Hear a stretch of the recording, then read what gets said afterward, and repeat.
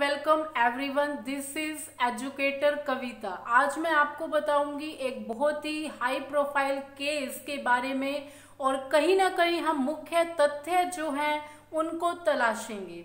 हमें पता है कि 14 जून को एक बहुत बड़े सुपरस्टार ने सुसाइड कर लिया और उसके बाद जो है कई तरह का घटनाक्रम चलता है और मुख्य भूमिका में आ जाती हैं 3 सेंट्रल एजेंसीज।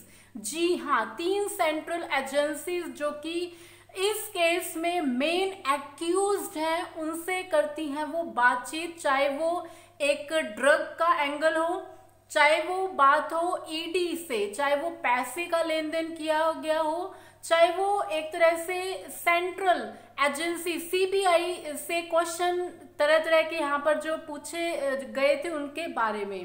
तो सबसे पहले हम बात करते हैं सीबीआई की। सीबीआई जिसकी फुल फॉर्म है सेंट्रल ब्यूरो ऑफ इन्वेस्टिगेशन, जिसके हेडक्वार्टर्स है न्यू दिल्ली में और जिसके चेयरमैन जो हैं वो बहुत इंपॉर्टेंट है एंड उनका नाम है ऋषि कुमार शुक्ला जी। और एक चीज ऐड करेंगे, सीबीआई के जितने भी ऑफिसर्स होते हैं वो हमेशा होते हैं रिटायर्ड आईपीएस ऑफिसर्स जिन्होंने अपने टाइम में बहुत अच्छी भूमिका निभाई होती है। उसके बाद हम बात करते हैं ईडी की। ईडी है यहाँ पर एनफोर्समेंट डायरेक्टोरेट, प्रवर्तन निर्देशालय। जब भी पैसे का लेन देन ट्रांजैक्शंस में कोई ना कोई डाउटफुल आ जाता है तो वहां पर मुख्य भूमिका में आ जाती है ईडी। और हमने देखा किस तरह से ईडी ने डिफरेंट क्वेश्चंस किए हैं, जहां पर मीडिया के द्वारा भी प्रश्न उठाए गए कि जो 15 करोड़ थे सुशांत सिंह राजपूत के अकाउंट से वो कहाँ गए। तो इस तरह के अलग अलग एंगल्स तलाशे गए। उसके बाद जो जिसने सबसे ज्यादा अभी तक कामयाबी जो ली है और जिसका श्रेय जाता है एनसीबी को, बार बार आता है कि एनसीबी क्या है ये एनसीबी। एनसीबी की फुल फॉर्म है narcotics control bureau. Narcotics control bureau ये वही आयोग है, ये वही ब्यूरो है, आयोग नहीं है ये, एक्चुअली ये एक ब्यूरो है जिसके चेयरमैन हैं गुजरात कैडर के 1984 बैच के आईपीएस ऑफिसर जिनका नाम है राकेश अस्थाना।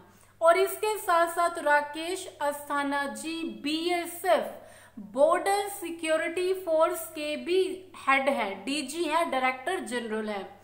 अभी सबसे इंपॉर्टेंट ये हो जाता है कि ये जो तीनों जो सरकारी महकमे, ये जो एजेंसीज हैं, सेंट्रल एजेंसीज हैं, इन तीनों के हेडक्वार्टर्स कहाँ पे हैं? इन तीनों के हेडक्वार्टर्स हैं न्यू दिल्ली में।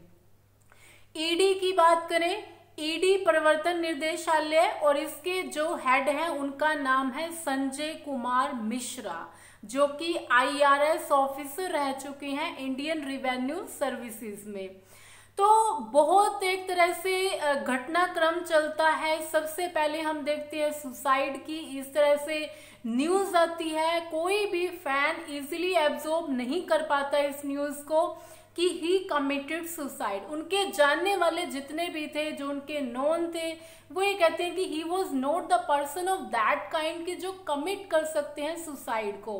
उसके बाद बात आती है नेपोटिज्म की, भाई भतीजा बात की, और जिसमें कई सारे जो बॉलीवुड एक्टर्स हैं उनके ऊपर एलिगेशंस लगते हैं।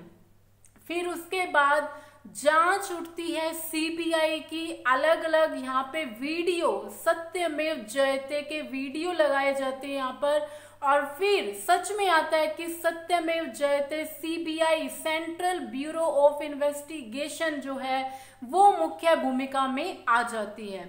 उसके बाद अलग अलग यहाँ पे घटनाक्रम चलता है और यहाँ पर पता लगता है कि जो मुख्य आरोपी हैं उनके जो ब्रदर हैं शोविक, उनको गिरफ्तार कर लिया जाता है एनसीबी के द्वारा। सीबीआई की जांच में पता लगता है कि यहाँ पर ड्रग का एंगल है।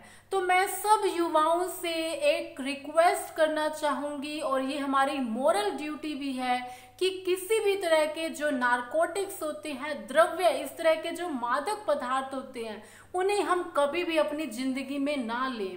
क्योंकि इससे होता क्या है, हर एक के माइंड में क्वेश्चन आता है कि इससे क्या होता है।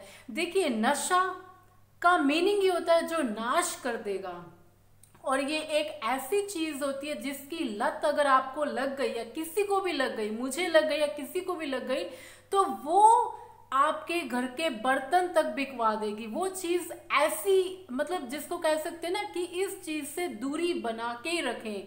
हर एक वर्ग के, और स्पेशली जो युवा हैं, उनमें बड़ा करेज होता है कि क्या चीज होती है। तो कई तरह के, चाहे आप एक तरह से स्मोकिंग करते हैं, अगर आप ड्रिंक करते हैं, तो उन चीजों को छोड़िए, क्योंकि ये चीजें घर के साथ साथ समाज हर एक को बर्बाद करने का काम करती हैं। तो ये एक छोटा सा एजुकेशनल और सोसाइटी को एक मोरल वैल्यू वाला वीडियो था।